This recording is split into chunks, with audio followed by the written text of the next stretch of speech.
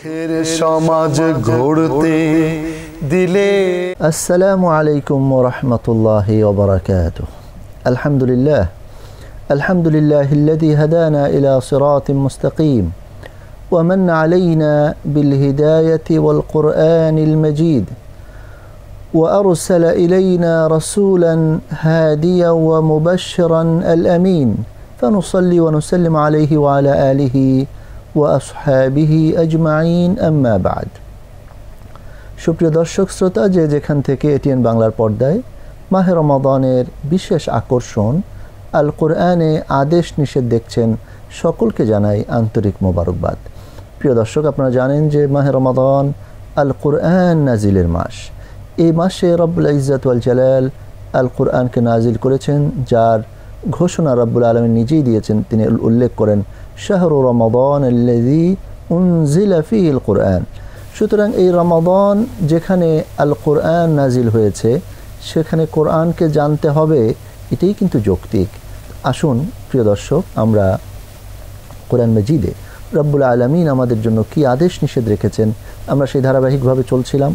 আজ আমরা অষ্টম তারাবিতে শ্রবণ করেছি হাফিজ সাহেবদের জবান থেকে 11তম পারা, যে পারায় রয়েছে সূরা তাওবা এর 94 নং আয়াত থেকে একদম 129 শেষ পর্যন্ত। পাশাপাশি রয়েছে সূরা ইউনুস সম্পূর্ণ এবং সূরা হুদ এর 1 থেকে 5 নং আয়াত পর্যন্ত। আর দেরি না করি, রব্বুল আলামিন ইরশাদ করছেন যে আল্লাহর পথে ব্যয়কে তার সান্নিধ্য লাভের উপায় মনে করতে হবে। মানে আমরা যদি আল্লাহর রাস্তায় হালাল রিজিক থেকে ব্যয় করি, এর দ্বারা কিন্তু রব্বুল আলামিনের মুকাররাবিন হতে পারবো, তার নিকটবর্তী হতে পারবো। এত বড় একটা সুযোগ আমাদের সামনে, যেই রিজিক আল্লাহ তাআলা দিয়েছেন, সেই রিজিকের যদি যথাযথ ব্যবহার করি, আল্লাহর পথে এটাকে খরচ করি, তাহলে কিন্তু আমরা রব্বুল আলামিন আমাদেরকে কাছে টেনে নেবেন ইনশাআল্লাহ। সম্পদশালী মুসলিম তাদের সম্পদ থেকে যাকাত আদায় করতে হবে। আমরা জানি যে যাকাতের যে 8টি খাত আল্লাহ রব্বুল আলামিন উল্লেখ করেছেন ওই আয়াতে, ইন্নামা সাদাকাতু লিল ফুকারা ওয়াল মাসাকিন, এই আয়াতে, সেখানে এই খাতসমূহে যাকাতকে কিন্তু প্রদান করতে হবে। তো এই যাকাতটা দিবে সম্পদশালী তার সম্পদ থেকে। যদিও উত্তম হলো এবং উচিত হলো যে রাষ্ট্রীয় মাধ্যমে যাকাতকে কালেক্ট করা হবে এবং এরপর এটাকে যথাযথভাবে যারা এর হকদার তাদের মাঝে বিতরণ করতে হবে। আর যেহেতু এখন যদি রাষ্ট্রীয় বিষয়টা আমাদের কাছে অতটা স্বচ্ছ না থাকে, সেক্ষেত্রে আমাদেরকে অবশ্যই ব্যক্তিগতভাবে হলেও যাকাত কিন্তু আদায় করতে হবে, এখান থেকে দূরে থাকা যাবে না। আল্লাহ তাআলার ভালোবাসা পেতে হলে পবিত্রতা অর্জন করতে হবে। নিশ্চয়ই আল্লাহ রাব্বুল আলামিন তিনি কিন্তু পবিত্রতা অর্জনকারীদেরকে পছন্দ করেন, ভালোবাসেন। সুতরাং একজন মানুষ যে সবসময় পবিত্র থাকবে, তার ভিতর বাহির সবসময় সে পবিত্র রাখার চেষ্টা করবে। এবং যারা বড় আল্লাহ তাআলার যারা নিকটবর্তী হয়েছেন, কাছের হয়েছেন, তাদের কিন্তু একটা সর্বদা একটা অভ্যাস ছিল যে তারা সর্বাবস্থায় পবিত্র থাকতেন। প্রিয় নবী মুহাম্মদ রাসূলুল্লাহ সাল্লাল্লাহু আলাইহি ওয়াসাল্লাম একদিন তিনি ওনার হাজত সেরে তিনি পানির কাছাকাছি আসতেই তায়াম্মুম করে নিলেন। তো সাহাবী জিজ্ঞাসা করছিলেন, যিনি পানি নিয়ে অপেক্ষা করছেন, যে ইয়া রাসূলুল্লাহ, আমি তো অপেক্ষা করছি পানি নিয়ে, আপনি ওযু করবেন, এর আগে তায়াম্মুম করে নিলেন। নবী আলাইহিস সালাম বললেন যে দেখো, আমি যে তোমার পর্যন্ত পৌঁছাতে পারবো সেটা তো আমি জানি না, এজন্য আমি সর্বাবস্থায় পবিত্র থাকতে চাই। যাই হোক, আমাদের প্রত্যেকের জন্য এটা একটা অত্যন্ত গুরুত্বপূর্ণ আল্লাহ তাআলার পক্ষ থেকে আদেশ এবং মেসেজ, যে আমরা যেন সবসময় পবিত্র থাকার চেষ্টা করি, কারণ যে কোনো অবস্থা আমাদের মৃত্যু চলে আসতে পারে। সেই মৃত্যুটা যেন পবিত্রতার হালতে হয়, অবস্থা হয়, এটাই আমাদের কামনা। আল্লাহ তাআলা যেন সকলকে কবুল করেন। মুমিনগণ আল্লাহ তাআলার নিকট জান্নাতের বিনিময়ে তাদের জান মালকে বিক্রয় করতে হবে। এটা চিরসত্য। রব্বুল আলামিন আমাদের কোনো আবেদন ছাড়াই তিনি আমাদেরকে সৃষ্টি করেছেন এবং আলহামদুলিল্লাহ তিনি আমাদেরকে মুমিন মুসলিম বানিয়েছেন। আর আল্লাহ তাআলা ইরশাদ করেছেন, ইন্নাল্লাহা ইশতারা মিনাল মুমিনিনা আনফুসাহুম ওয়া আমওয়ালাহুম বিআন্না লাহুমুল জান্নাহ। নিশ্চয়ই আল্লাহ তাআলা মুমিনদের জান মালকে ক্রয় করে নিয়েছেন জান্নাতের বিনিময়ে। সুতরাং মুমিনদেরকে এক্ষেত্রে সচেতন থাকতে হবে। মুমিনগণ হবে তওবাকারী, মুমিনগণ হবে ইবাদতকারী। মানে মুমিনের এটা গুণ হবে যে সে সর্বাবস্থায় ইবাদতে লিপ্ত থাকবে, সে তাওবা করবে।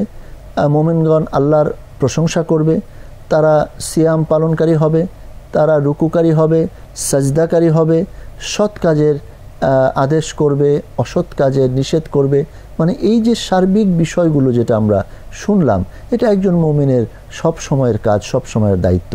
সে কখনো তার এই দায়িত্বকে অবহেলা করবে না এবং কখনো সে এই দায়িত্ব থেকে পিছু হটবে না। কারণ একজন মুমিন তার পরিপার্শ্বে, তার চতুর্দিকে সে একটা ইসলামী ইমানি পরিবেশকে কায়েম করার জন্য আপ্রাণ চেষ্টা করবে। কারণ সে তো সবসময়ই আল্লাহ তাআলার পথেই আছে, সেই আল্লাহর পথেই যেন অন্যরাও চলে আসে, এই প্রচেষ্টা তাকে সবসময় অব্যাহত রাখতে হবে। মুমিনগণ তারা আল্লাহ তাআলার যে নির্ধারিত সীমারেখা, সেই সীমারেখার ব্যাপারে সবসময় সচেতন থাকবে। এর বাহিরে সে যাবে না, সে সীমা লঙ্ঘন করবে না, এবং এটা করা উচিত না। আল্লাহ তাআলা এই জন্য আদেশ করেছেন যে তোমরা যেন সীমা লঙ্ঘন না করো। কারো যদি পিতামাতা আল্লাহ তাআলার সাথে শত্রুতা করে, মানে যদি তারা অন্য ধর্মের অনুসরণ করে অথবা অবিশ্বাস করে, আল্লাহ তাআলাকে একদমই অবিশ্বাস করে, তাহলে তাদের সাথে সম্পর্ক রাখা যাবে না।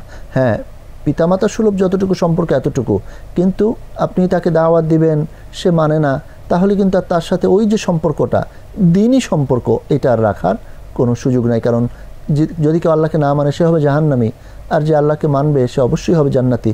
সুতরাং এই জাহান্নামী এবং জান্নাতি এই সম্পর্ক থাকতে পারে না। অবশ্যই জান্নাতি সম্পর্কই পিতামাতা এবং সন্তানদের মাঝে থাকতে হবে।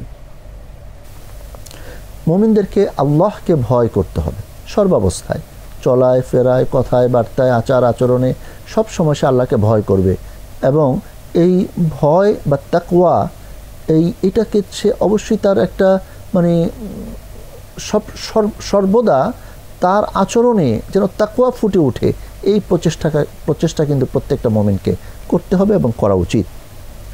মুমিনদেরকে সত্যবাদীদের অন্তর্ভুক্ত হইতে হবে, যারা সত্যবাদী, সঠিক কথা বলেন। আল্লাহ তাআলা এই জন্য ইরশাদ করছেন, কুনু মা'আস সাদিকিন, সত্যবাদীদের সঙ্গ অবলম্বন করো, তাদের সাথে থাকো। কারণ সত্যবাদীরা জান্নাতে যাবে, তুমি তাদের সাথে থাকলে তুমিও জান্নাতে যেতে পারবে। সত্যবাদীরা আল্লাহর সন্তুষ্টি লাভ করবে, তুমিও তাদের সাথে থাকলে তুমিও আল্লাহর সন্তুষ্টি লাভ করতে পারবে। সুতরাং এই সত্যবাদীদের সঙ্গ অবলম্বন করা, এটা কিন্তু আমাদের দায়িত্ব, কর্তব্য। মুমিনদের একদল অন্যদেরকে, মানে শিয়া সম্প্রদায়ের অন্যদেরকে সতর্ক করবে, সচেতন করবে। কারণ যদি কেউ কাউকে সচেতন না করে, তাহলে কিন্তু ইবলিস তার দায়িত্ব পালন করতেই থাকবে। ইবলিস ওয়াসওয়াসা দিতে থাকবে, মুমিনদেরকে পথভ্রষ্ট করতে থাকবে। এই জন্য মুমিনগণ একে অপরকে সবসময় তার কল্যাণ চাইবে এবং তাকে ভালো কাজের পরামর্শ দিতে থাকবে। কাফের যারা ইসলামের উপর আঘাত হানতে চায়, তাদের সাথে যুদ্ধ করতে হবে। এবং যদি স্বাভাবিকভাবে হিকমতের সাথে কাফেরদের সাথে চলতে হয়, যেমন যদি কোনো দারুল হারব হয়, মানে কুফুরের দেশ, যেখানে কাফের বেশি, মুশরিক বেশি, সেখানে কোনো মুমিন মুসলিম থাকে, অবশ্যই তাদের সাথে একটা হিকমতপূর্ণ সম্পর্ক বজায় রাখতে হয়। না হলে কিন্তু তারা আক্রমণ করবে, তারা ক্ষতি করবে, ইত্যাদি ইত্যাদি। আর যদি মুসলিম দেশে কাফের থাকে এবং সেটা যদি তাকে দাওয়াতের একটা পরিবেশে নিয়ে আসতে হবে, তার কাছে দ্বীনের সৌন্দর্য ফুটিয়ে তুলতে হবে। কিন্তু যদি দেখা যায় যে কোনো কারণে কাফেররা লড়াই করতে আসছে, অবশ্যই মুমিনরা অত্যন্ত কঠোর হবে এবং তাদের সাথে জিহাদ করবে, যুদ্ধ করবে, লড়াই করবে। সকল ক্ষেত্রে আল্লাহ তাআলাকে যথেষ্ট মনে করতে হবে। কারণ আমাদের যে কোনো আচরণে, কর্মে, যে কোনো পরিবর্তনে রব্বুল আলামিন যথেষ্ট, এবং তিনি চাইলেই হবে। রব্বুল আলামিন যদি বলেন কুন ফায়াকুন, সাথে সাথে সেটা হয়ে যায়। সুতরাং আমাদের সকলকে এ বিষয়ে সচেতন থাকতে হবে। আল্লাহ রাব্বুল আলামিনের প্রতি সর্বাবস্থায় তাওয়াক্কুল করতে হবে। ওহির জ্ঞানের মাধ্যমে মানুষকে সচেতন করতে হবে। মুমিনদেরকে প্রতিপালকের পক্ষ থেকে উচ্চ মর্যাদা লাভের সুসংবাদ দিতে হবে। অর্থাৎ যদি তারা প্রতিপালকের বিধান মতো জীবন পরিচালনা করে, তাহলে অবশ্যই তারা রব্বুল আলামিনের দরবারে উঁচু মর্যাদা লাভ করবে ইনশাআল্লাহ। প্রতিপালকের ইবাদত করতে হবে। সূর্য এবং চন্দ্রের মঞ্জিল সম্পর্কে জেনে বৎসর গণনা ও সময়ের হিসাব জানতে হবে। মুত্তাকিনগণকে আল্লাহ তাআলার সৃষ্টি তত্ত্বের রহস্য তালাশ করতে হবে। আল্লাহ তাআলার সাক্ষাতের আশা পোষণ করতে হবে। প্রত্যেকটা মুমিন নরনারী, যা দেখেন আমরা, আল্লাহ তাআলা আমাদেরকে সৃষ্টি করেছেন, আমরা তার মখলুক, কিন্তু আল্লাহকে দেখি নাই। এবং হযরতে মূসা আলাইহিস সালাম আল্লাহ রাব্বুল আলামিনকে দেখতে চেয়েছিলেন। তিনি বলেছিলেন, রব্বি আরিনি আনজুর ইলাইক, হে আমার রব, আমাকে দেখা দেন, আমি আপনাকে দেখব। আল্লাহ তাআলা বলছেন যে না, তুমি আমাকে দেখতে পারবা না, ওই পাহাড়ের দিকে তাকাও, যদি পাহাড় তার স্বস্থানে থাকতে পারে তাহলে হয়তো আমাকে দেখতে পারো, কিন্তু পাহাড় থাকতে পারে নাই, তিনিও কিন্তু মুসা আলাইহিস সালামের সংজ্ঞাহীন হয়ে গেছেন। কিন্তু দুনিয়াতে চর্মচক্ষে মানুষ আল্লাহকে দেখতে পারবে না, কিন্তু আখিরাতে মানে পরকালীন জীবনে আল্লাহ রাব্বুল আলামিনকে দেখার জন্য এত বড় একটা সুযোগ যে সে যদি দুনিয়ার জীবনটাকে যথাযথভাবে মানার চেষ্টা করে তাহলে সে আখিরাতে ইনশাআল্লাহ আল্লাহ তাআলা সাক্ষাৎ লাভ করবে। আল্লাহ তাআলা দুঃখ দৈন্য দূর করে দিলে তাকে ডাকতে হবে, অর্থাৎ সবসময় আল্লাহ তাআলাকে ডাকতে হবে, কারণ যে কোনো সমস্যায় অবশ্যই রব্বুল আলামিন আমাদেরকে সাহায্য করেন। আল্লাহ তাআলা প্রদত্ত ওহীর অনুসরণ করতে হবে, বিশুদ্ধ চিত্তে আল্লাহকে ডাকতে হবে, জান্নাত লাভের জন্য উত্তম কাজ করতে হবে, ক্ষণস্থায়ী পার্থিব জীবনকে গুরুত্বহীন মনে করতে হবে, জাহান্নাম থেকে বাঁচার জন্য মন্দ কাজ পরিত্যাগ করতে হবে, সত্যের পথ নির্দেশকারী আল্লাহ রাব্বুল আলামিনের আনুগত্য করতে হবে, কোরআন সন্দেহের ঊর্ধ্বে, এটাকে মানতে হবে। কোরআনের ব্যাপারে সন্দেহ পোষণকারী যারা, তাদেরকে চ্যালেঞ্জ দিতে হবে যে তুমি যে কোরআনকে মানছো না, সন্দেহ করছো, কোরআনের মতো একটা কিছু দেখাও, সে কখনোই দেখাতে পারবে না। কোরআন মানুষের জন্য উপদেশ বাণী, এটাকে মানতে হবে। কোরআন মানুষের জন্য আরোগ্য স্বরূপ, এটাকে মানতে হবে। কোরআন মুমিনের জন্য হেদায়েত স্বরূপ, এটা জানতে হবে, মানতে হবে। কোরআন মুমিনের জন্য রহমত স্বরূপ, সুতরাং এই কোরআনের যে কত মানে আল্লাহ তাআলা কোরআনের দ্বারা যে কত বড় দয়া করেছেন, এটা কিন্তু মানব সভ্যতাকে মেনে নিতে হবে। রাতকে বিশ্রাম হিসাবে গ্রহণ করতে হবে, দিনকে প্রদর্শন হিসাবে গ্রহণ করতে হবে, সতর্ককৃতদের অবাধ্যতার পরিণাম দর্শন করতে হবে, আল্লাহ তাআলার উপরে তাওয়াক্কুল করতে হবে, কাফেরদের থেকে রক্ষার জন্য আল্লাহ তাআলার অনুগ্রহ কামনা করতে হবে, আকাশমণ্ডলী ও পৃথিবীর সকল কিছুর প্রতি লক্ষ্য করতে হবে, দিনের উপর একনিষ্ঠভাবে প্রতিষ্ঠিত থাকতে হবে, প্রতিপালকের পক্ষ থেকে আগত সত্য গ্রহণ করতে হবে, নিজেদের কল্যাণের জন্য সৎ পথে চলতে হবে, অবলম্বন করতে হবে, আল্লাহ তাআলার পক্ষ থেকে প্রদত্ত ওহী অনুসরণ করতে হবে, আল্লাহ তাআলার ফয়সালা আসা পর্যন্ত ধৈর্য ধারণ করতে হবে, রব্বুল আলামিনের নিকট ক্ষমা প্রার্থনা করতে হবে এবং আল্লাহ তাআলার দিকেই প্রত্যাবর্তন করতে হবে। প্রিয় দর্শক, এই ছিল আদেশসমূহ।